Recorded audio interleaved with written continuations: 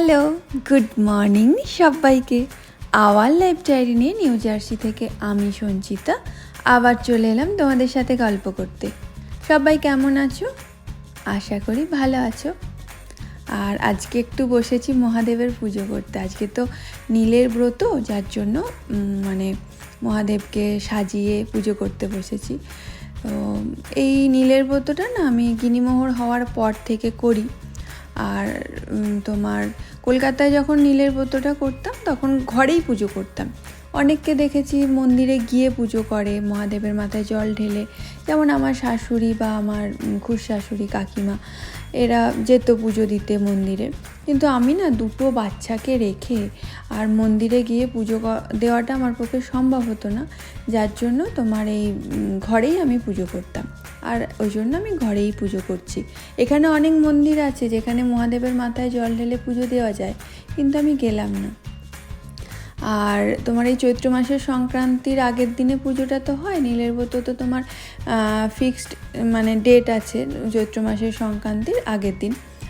আর এই নীলের ব্রতর দিন দেখেছি অনেক বছর তোমার অশোক ষষ্ঠীও পড়ে। এবছর যেমন আজ শুক্রবার নীল আছে, রবিবার দিন আবার অশোক ষষ্ঠী আছে। তো অশোক ষষ্ঠীটা আবার হয়তো নীলের পরের দিনেই অনেক বছর পরে বা আগের দিনে পড়ে। তো অনেককে না বলতে শুনেছি নীল ষষ্ঠী। তো আমি ভাবতাম নীল তো মহাদেবের পুজো, যেমন আমার মায়ের আবার নীলটা নেই। তো আমি ভাবতাম নীল তো মহাদেবের পুজো, নীলকে কেন ষষ্ঠী বলে? আর নীলের তো আগে বা পরে অশোক ষষ্ঠী হয়, তো নীলকে কেন ষষ্ঠী বলে এটা ভাবতাম আগে। তারপরে দুটো কাহিনী পড়লাম, তো সেখান থেকে বুঝলাম, যেটুকু তোমাদেরকে সারাংশটুকু আর কি বলি। তো এই নীলের পুজোর দিন তো নীলকণ্ঠ মহাদেব নীলাবতী দেবীকে বিয়ে করেছিলেন, যার জন্য এদিন নীলকণ্ঠ মহাদেবের পুজো করলে সব মনস্কামনা পূর্ণ হয়। আবার একটা জায়গায় পড়লাম যে ওই মা ষষ্ঠীর কাছে এক দম্পতি তার সন্তানের জন্য সন্তান হচ্ছিল না, তার জন্য মা ষষ্ঠীর কাছে প্রার্থনা করছিল। তো মা ষষ্ঠী বলেছিল যে এই চৈত্র সংক্রান্তির আগের দিন মহাদেবের পুজো করলে, নীলকণ্ঠ মহাদেবের পুজো করলে তাদের একটা সুস্বাস্থ্যের অধিকারী, দীর্ঘায়ু জীবনের একটা সন্তান হবে।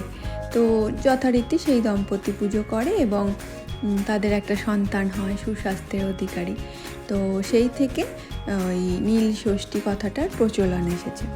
তো দুটোই এই কাহিনিগুলো আমার পড়া এবং সারাংশটুকু তোমাদের সঙ্গে আর কি গল্প করলাম। তো আসলে এই বারব্রত নিয়ে তো অনেক কাহিনী থাকে, অনেক ধরনের গল্প থাকে, আমরা শুনি আর কি ব্রত কথা যেগুলো হয়।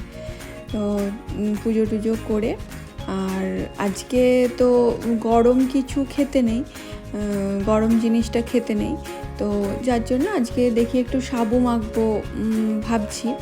তো সাবুর কথা শুনে আমার ঘরের আর 3 জন সদস্য তারাও বলছে তারাও নাকি সব যে যার কাজ থেকে ফিরে বিকেলে সাবু খাবে। আর ঠিক আছে, সবাই মিলে একসাথেই খাবো। আর আমার পুজোটাও বেশ ভালোই হলো, মনোমতো করে পুজোটাও দিলাম। তো চলো এবার খাওয়া দাওয়ার ব্যবস্থা করবো আর কি।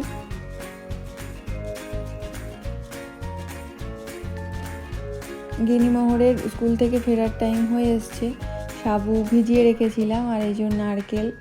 আর আমি না সাবুটা অনেক সময় দই দিয়ে মাখি, আবার অনেক সময় তোমার ওই মিঠাই মেড আছে না, ওই যে মিঠাই মেডটা দিয়ে মাখি, দুধটা দিই না, দুধটা দিলে না বড্ড পাতলা হয়ে যায়, যার জন্য এই মিঠাই মেডটা দিয়েও মাখি, আবার তোমার ওই দই দিয়েও মাখি। আজকে এটা দিয়েই মাখবো। আর আম, কলা, তারপরে কাজু কি সব সমস্ত জোগাড় করে রেখে দিয়েছি, জাস্ট এবার মেখে নেব। আগে থেকে মেখে রাখিনি, ওদের ফেরার টাইম হয়ে এসছে, এবার মাখাটা শুরু করি। আর এই মিষ্টি সাবুটা খাওয়ার পর আমি এটা আমার জন্য একটু শসা আর পেয়ারা কেটে রেখেছি, বিন নুন দিয়ে খাবো। আর এই খাওয়া দাওয়ার পর আবার তোমার একটু বেরোবো, এই পয়লা বৈশাখ আছে তো পরশু দিন, যার জন্য গিনিমোহরের জন্য একটু জামা টামা কিনবো, আমি একটু গাছ নেব, তো জন্য বেরোবো। তো চলো সাবুটা মেখে ফেলি। আর গিনিমোহরও এসে হাত পা ধুয়ে রেডি মানে ওয়েট করছে খাওয়ার জন্য। তো চলো ঝটপট মেখে নিই, তারপর ওদেরকে খেতে দিয়ে দিই।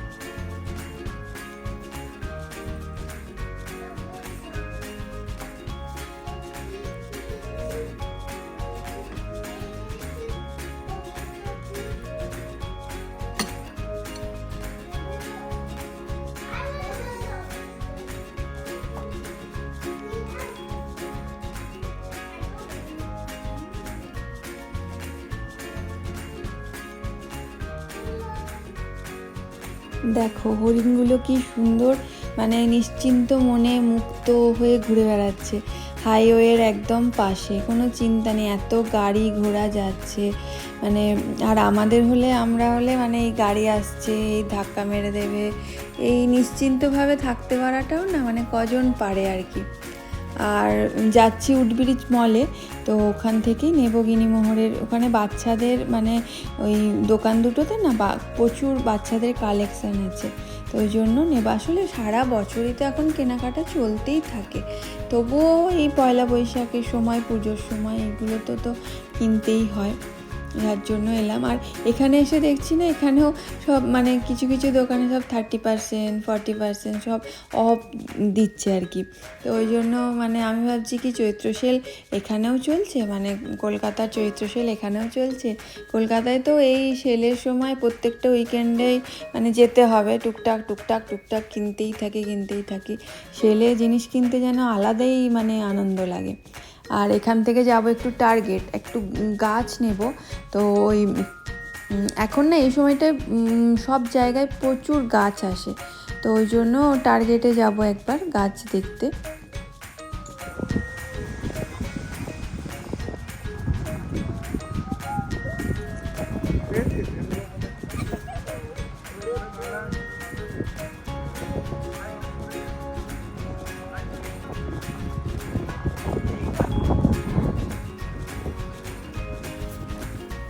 টার্গেটে ঢুকেছি আর প্রচুর বৃষ্টি আর সাথে রোদ, আর এই রোদ বৃষ্টি ভালোবাসার ফল দেখেছো এই রামধনু, এত সুন্দর রামধনুটা উঠেছিল না, মানে প্রচুর এত ভালো লাগছিল, মনে হচ্ছিল একদম কাছে গিয়ে ধরতে পারবো।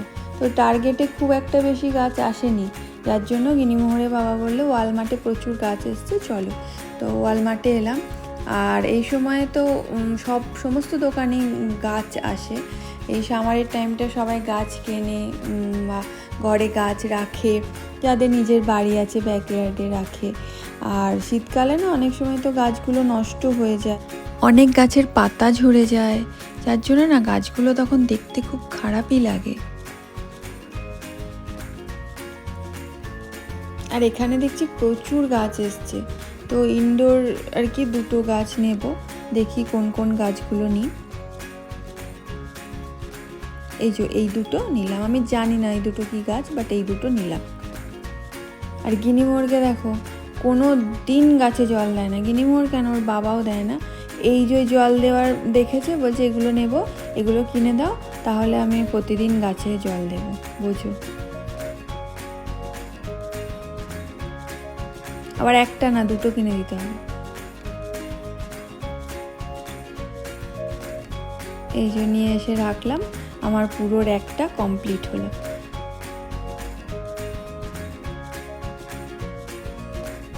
ঘরে বেশ গাছ দিয়ে সাজাতে না খুব ভালো লাগে। আজ আমার এই ঘরের গাছের ফুল দিয়ে মহাদেবের পুজো দিলাম। আর গিনিমোহর দেখো এই ড্রেসগুলো কিনেছে, বললো যে পরে দেখাবো, তো ওই জন্য মানে শুধু দেখিয়ে দিলে হবে না, ওরা পরে পোজ দিয়ে দেখাবে। চলো ওরাও পোজ দিতে থাকুক, আমিও ভিডিওটা এখানেই শেষ করছি। তোমাদের ভালো লাগলে একটা লাইক, কমেন্ট, শেয়ার করে দিও, আর আওয়ার লাইফ ডায়েরি চ্যানেলটিকে একটু সাবস্ক্রাইব করে দিও। সবাই খুব ভালো থেকো, সুস্থ থেকো, সাবধানে থেকো, নিজেদের যত্ন নিও। আবার চলে আসবো নতুন কোনো ভিডিও নিয়ে, নতুন কোনো গল্পে। ততক্ষণের জন্য সবাইকে টাটা।